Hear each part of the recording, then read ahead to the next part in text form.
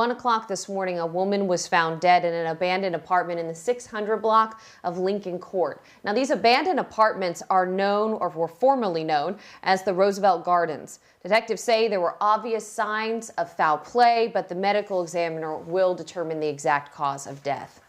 Also, the State Fire